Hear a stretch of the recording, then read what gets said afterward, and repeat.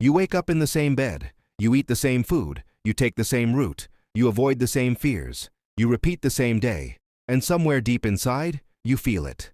That slow erosion, that quiet dying, that sense that you're fading into something softer, weaker, smaller than what you were meant to become. Comfort is killing you. Not with violence, not with drama, but with silence, with ease, with a gentle hand that keeps you safe and small. Most people never see it coming. They think comfort is the reward, the finish line, the place you arrive after all the struggle. They spend their whole lives chasing it.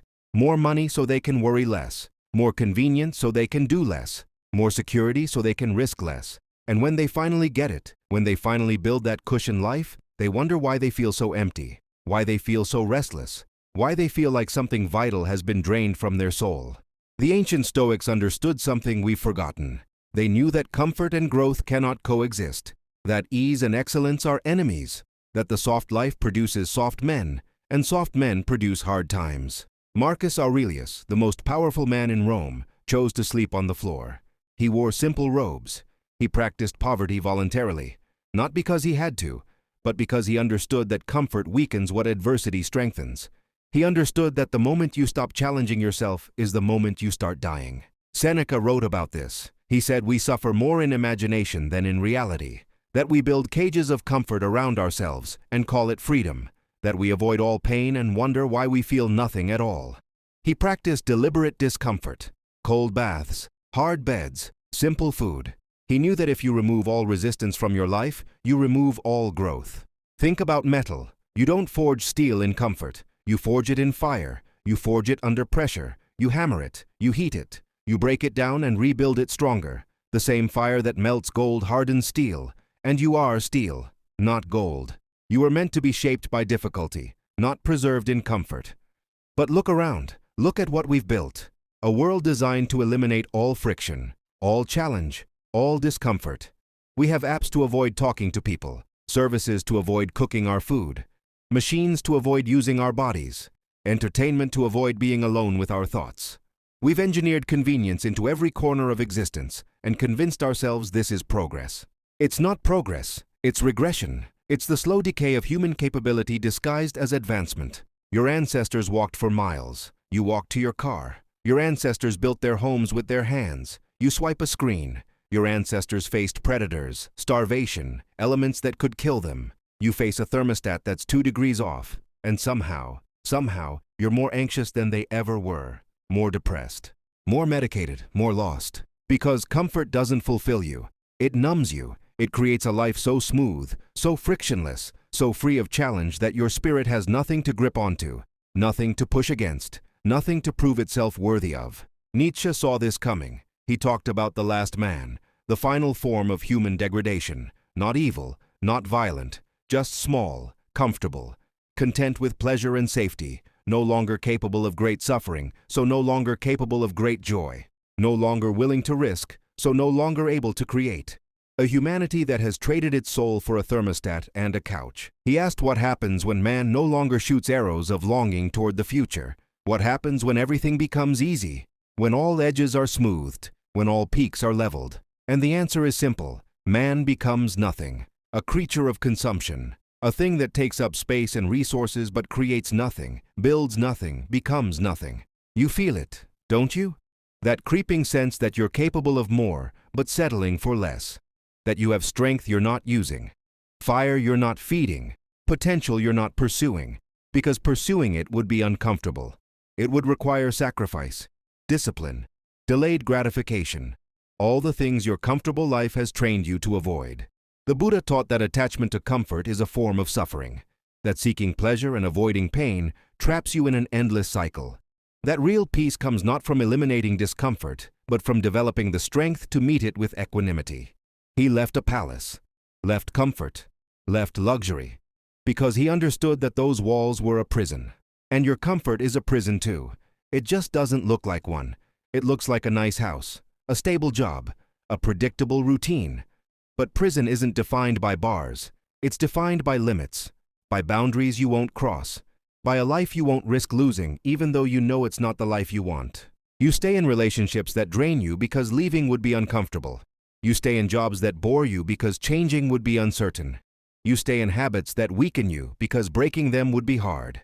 And day by day, choice by choice, you trade your potential for comfort. You trade your growth for ease. You trade your soul for a soft landing. The Stoics had a practice called negative visualization. They would imagine losing everything, their wealth, their health, their loved ones. Not to be morbid, not to be pessimistic, but to remember that everything is temporary, that comfort is borrowed, that loss is inevitable. And by imagining it, by mentally rehearsing hardship, they prepared themselves. They built resilience. They developed the strength to face whatever came. You do the opposite. You avoid thinking about difficulty. You distract yourself from mortality. You pretend that if you just stay comfortable enough, safe enough, secure enough, nothing bad will happen. But something bad will happen. Life will break through your walls. Death will come. Loss will find you. And when it does, when the storm finally hits, you'll realize that all those years of comfort didn't prepare you for anything. They just made you fragile.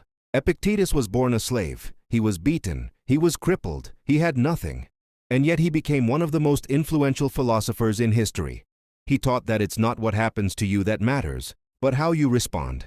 That external events are beyond your control, but your character, your choices, your mind, those are yours. He didn't curse his suffering. He used it. He let it forge him into something unbreakable. And you? You have freedom he never had, resources he never imagined, opportunities he could never access. And what are you doing with them? Using them to make life easier, softer, more comfortable. Using your privilege not to become stronger, but to avoid ever having to be strong. There's a reason depression and anxiety are epidemic in the most comfortable societies in human history. It's not despite the comfort, it's because of it. Because humans need struggle. We need challenge. We need something to overcome. When you remove that, when you create a life where nothing is hard, where everything is handed to you, where you never have to push yourself, you don't create happiness. You create emptiness. Your brain was designed for survival, for problem solving, for overcoming obstacles. When you remove all obstacles, your brain doesn't relax. It turns on itself. It creates problems where there are none. It manufactures anxiety about things that don't matter. It spirals into depression because it has no real challenge to focus on. You're not broken. Your environment is broken. You're a warrior living in a world without battles, a builder with nothing to build, a fire with nothing to burn. And the solution isn't more comfort, more therapy, more medication to numb the pain of a life unlived. The solution is discomfort, voluntary hardship, chosen challenge. The ancient Spartans understood this. They raised their children in difficulty. They sent boys into the wilderness to survive alone. They created warriors not through comfort, but through controlled adversity. They knew that strength isn't born in safety. It's born in struggle. You don't need to become a Spartan, but you need to stop running from difficulty. You need to stop choosing the easy path every time. You need to start doing hard things deliberately, not because you have to, but because doing hard things builds the person you need to become. Wake up earlier than you want to. Exercise when you're tired. Have the difficult conversation you've been avoiding. Start the project that scares you. Break the addiction that's been controlling you. Sit in silence without distraction. Fast when you're hungry. Train when you're comfortable. Choose the harder right over the easier wrong. Because every time you choose comfort over growth, you shrink. Every time you choose ease over effort, you weaken. Every time you choose safety over uncertainty, you limit yourself. And those choices compound. Day after day, year after year, until you wake up one day and realize you've spent your whole life in a cage you built for yourself. Seneca said the whole future lies in uncertainty. Live immediately. But we don't live immediately. We live in tomorrow. In someday. In when I'm ready. In when it's easier. In when I'm more comfortable. And tomorrow never comes. Someday never arrives. You're never ready. It never gets easier.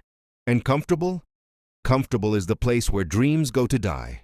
You think you're being smart by waiting, by preparing, by making sure everything is perfect before you act. But you're not being smart. You're being afraid. And you're disguising that fear as prudence, as wisdom, as responsibility. But underneath all those justifications is the same truth. You're choosing comfort over courage. Marcus Aurelius faced plague, war, betrayal. He watched friends die, children die, his empire threatened. And every morning he wrote to himself, reminders that the obstacle is the way, that difficulty is opportunity, that what stands in the path becomes the path. He could have retreated into comfort, into distraction, into denial, but he didn't. He faced every hardship with philosophy, with discipline, with the recognition that this was exactly what would forge him into something greater. And what's standing in your path? What's the obstacle you've been avoiding? What's the discomfort you've been running from? That's not your enemy. That's your teacher. That's your forge. That's the exact thing that will transform you if you stop avoiding it and start embracing it. The Japanese have a concept called kaizen, continuous improvement, small daily changes that compound over time. But here's what most people miss. Improvement requires discomfort. Change requires challenge. You can't improve while staying exactly where you are. You can't grow while clinging to what's familiar. You have to step into uncertainty, into difficulty, into the unknown. And it will be uncomfortable. It will be hard. You will want to quit. You will doubt yourself. You will wonder if it's worth it. And in those moments, you'll face a choice. The same choice you face every day. Comfort or growth. Ease or excellence. The soft life or the strong life. Most people choose comfort. They always have. That's why most people are ordinary. That's why most people live quiet lives of desperation, knowing they could have been more but never finding the courage to become it. That's why most people reach the end with regret, not for what they did, but for what they didn't do, for the chances they didn't take, for the person they didn't become. Don't be most people. You're reading this because something in you knows you're meant for more. Something in you is tired of the comfortable life, tired of playing small, tired of choosing ease over greatness. That voice inside you, that restlessness, that's not anxiety, that's not depression. That's your soul screaming at you to wake up, to step up, to become who you were meant to be. The Stoics believed in living according to nature. But they didn't mean nature as in trees and rivers.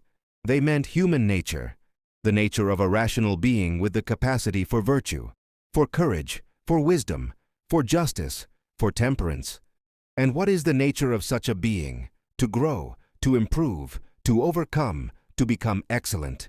But excellence requires sacrifice. It requires giving up the comfortable for the challenging, the easy for the meaningful, the pleasant for the purposeful. It requires you to stop living for comfort and start living for character. Think about every person you admire, every hero, every leader, every creator, every person who built something meaningful. Did they do it from comfort? Did they achieve greatness by staying safe, by avoiding risk, by choosing the easy path? No, they did it by embracing hardship, by choosing difficulty, by walking toward the fire instead of away from it. And you have that same choice. Right now, today, this moment. You can continue down the comfortable path, the path of least resistance, the path where everything stays the same and you slowly fade into a life half-lived. Or you can choose the other path, the uncomfortable path, the path of growth and struggle and becoming. The first path is easy, the second path is hard. But here's the truth that changes everything. Both paths have pain. The comfortable path has the pain of regret, of wasted potential, of a life not fully lived. The difficult path has the pain of discipline, of sacrifice, of growth. But one pain leads to emptiness, the other leads to fulfillment. Choose your pain, because you're going to experience one or the other, the pain of discipline or the pain of regret. And only one of them makes you stronger. Epictetus taught his students to distinguish between what's in their control and what's not. You can't control the economy, the weather, other people, the past, but you can control your choices, your effort, your attitude, your response. And the greatest choice you have, the one that determines everything else, is whether you will seek comfort or growth. Every morning you wake up with that choice. Every moment presents it again. Do I do the hard thing or the easy thing? Do I face the fear or avoid it? Do I push myself or coast? Do I grow or shrink? And those small choices, repeated daily, become your life. They become your character. They become your destiny.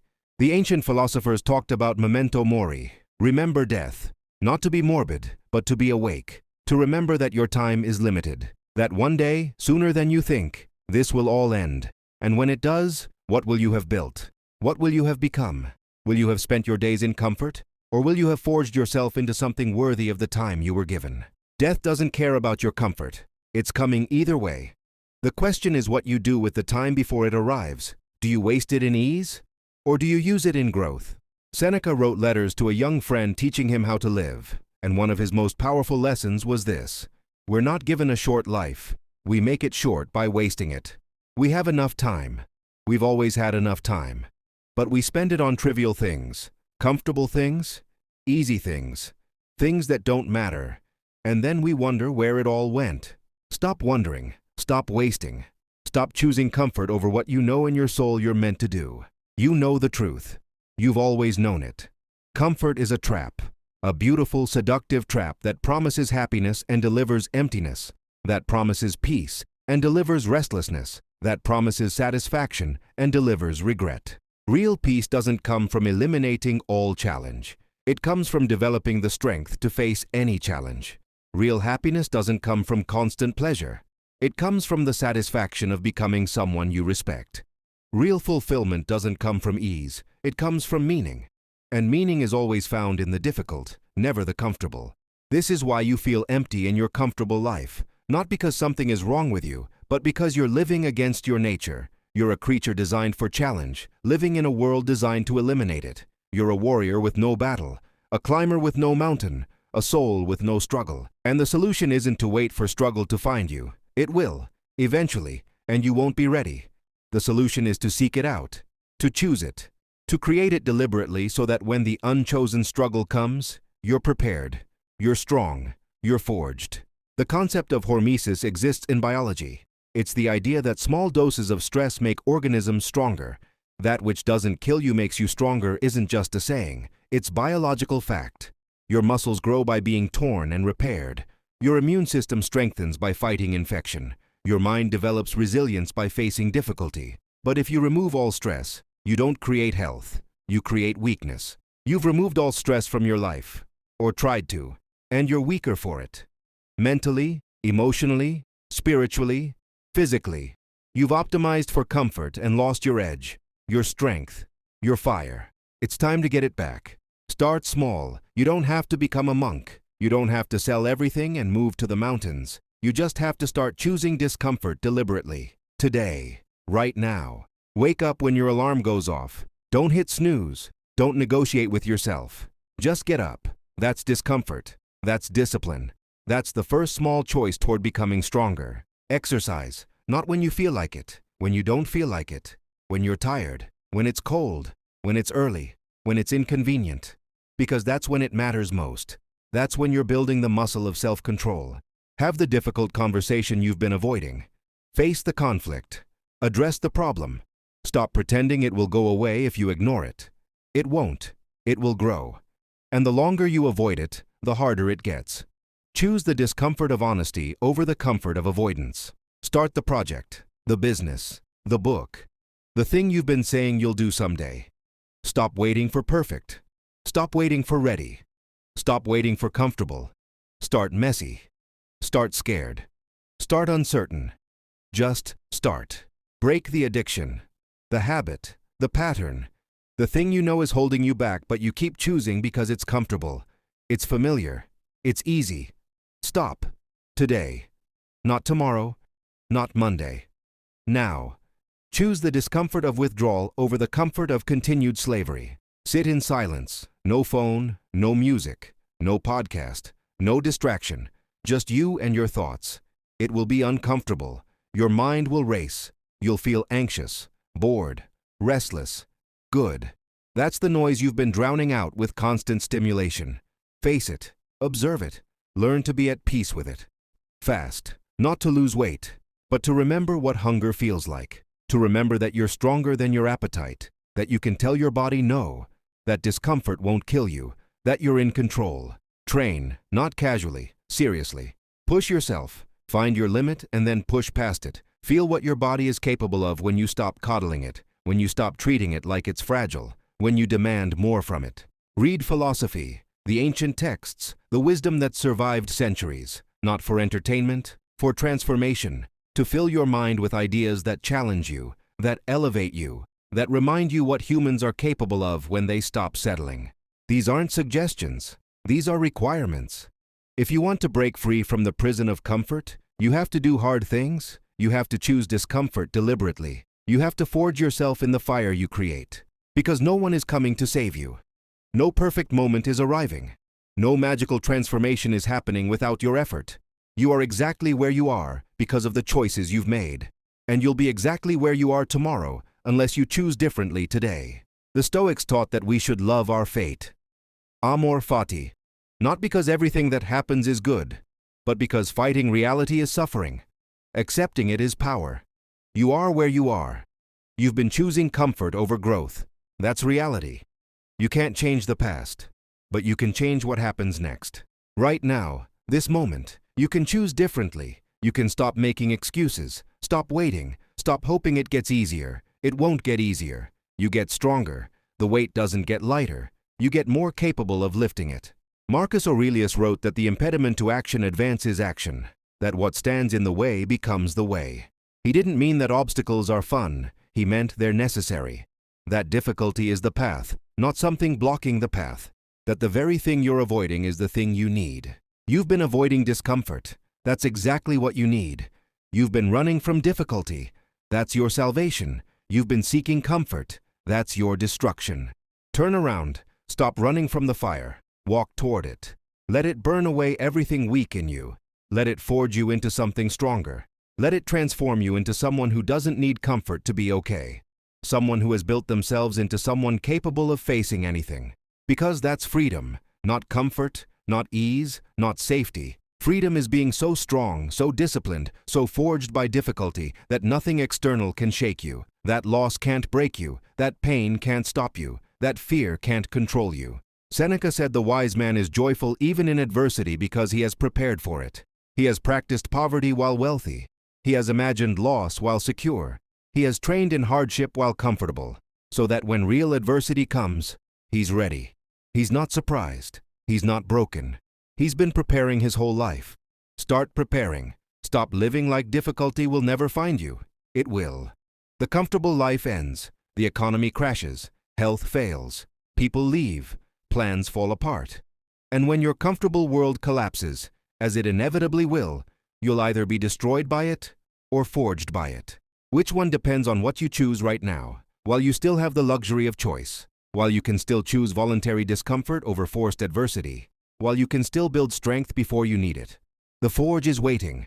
The fire is lit. The hammer is ready. But the metal has to choose to enter. The steel has to choose to be shaped. You have to choose to stop avoiding difficulty and start embracing it. The forge is waiting. The fire is lit. The hammer is ready. But the metal has to choose to enter. The steel has to choose to be shaped. You have to choose to stop avoiding difficulty and start embracing it. This isn't motivation. This isn't hype. This is truth. Uncomfortable, challenging, life-changing truth.